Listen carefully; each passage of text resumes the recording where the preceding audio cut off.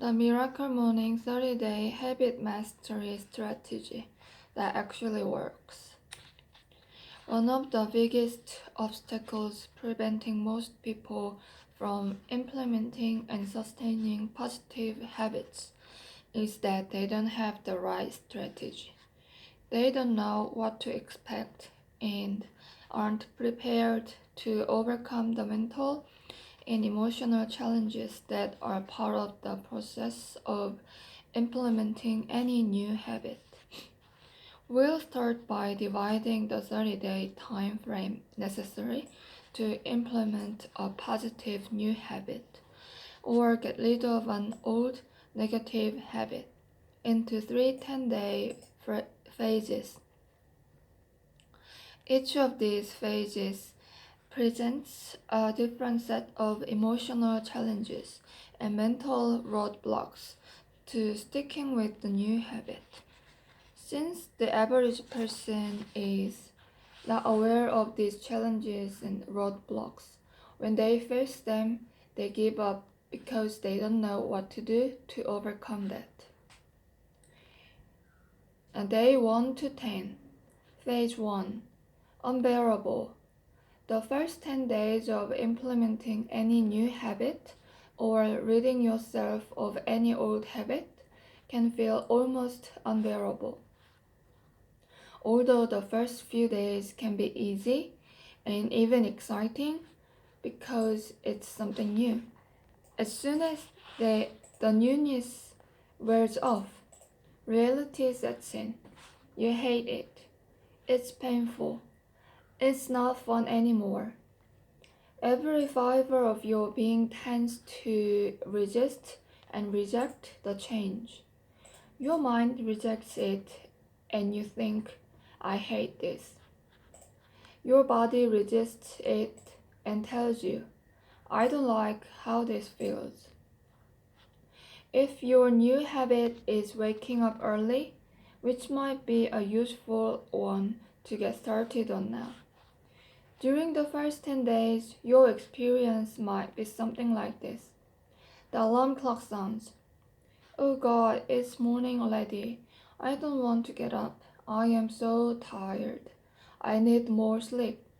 Okay, just 10 more minutes. Hit snooze button.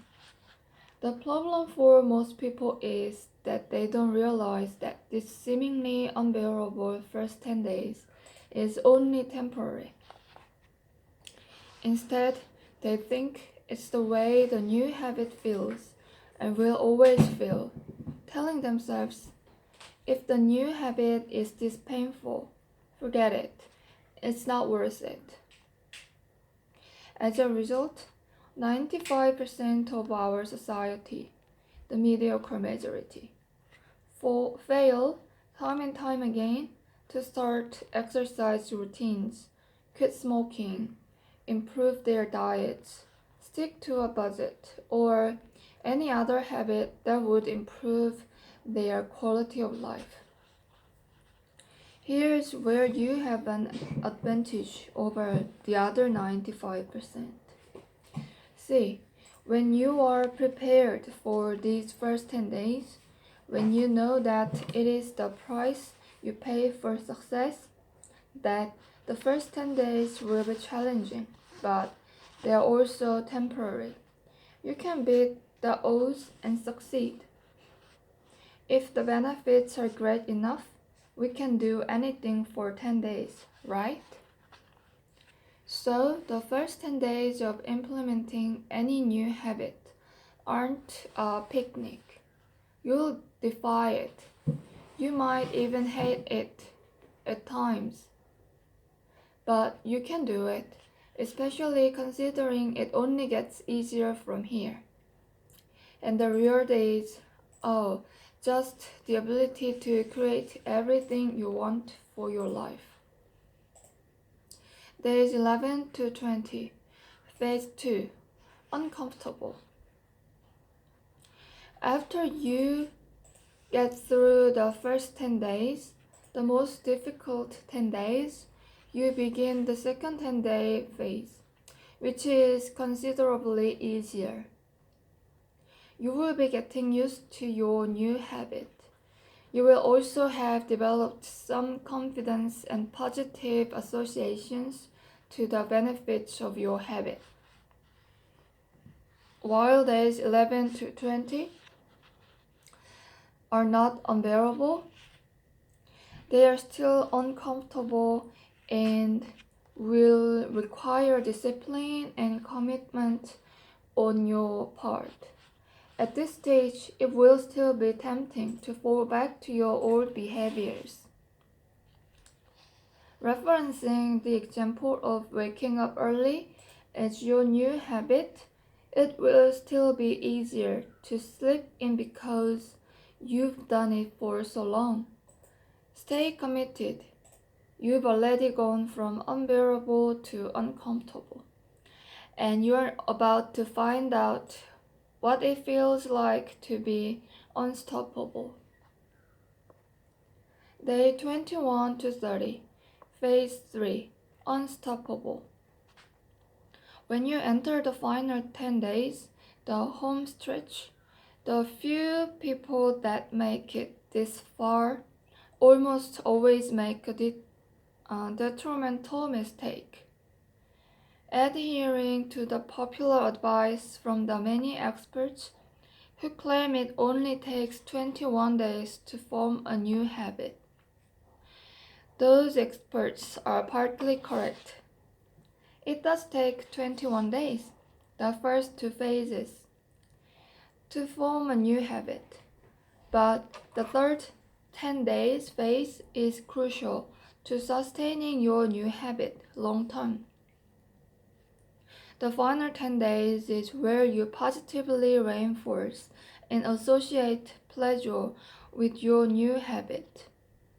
You've been primarily associating pain and discomfort with it during the first 20 days, instead of hating and resisting your new habit.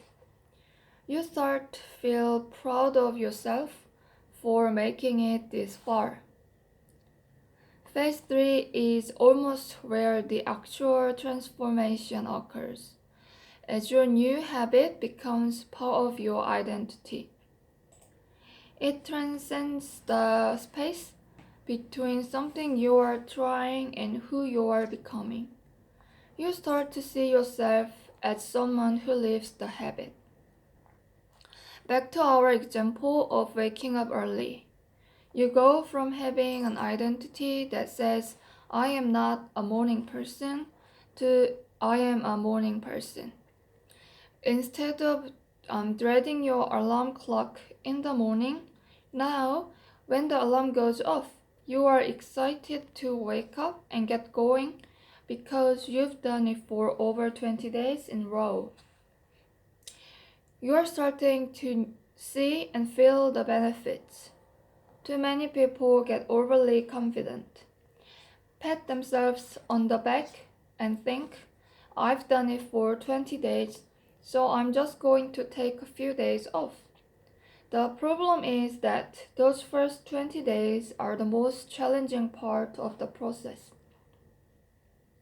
Taking a few days off before you've invested the necessary time into positively reinforcing the habit makes it difficult to get back on. It's days 21 to 30 where you really start enjoying the habit, which is what will make you continue it in the future. But I hate running. I'm not a runner though, John. In fact, I hate running. There's no way I could do it. Come on, Hal. It's to raise money for the Front Row Foundation. John responded, Look, I didn't think I could do a marathon either, but once you commit to it, you will find a way to make it happen. And I'm telling you, it is truly a life-changing experience.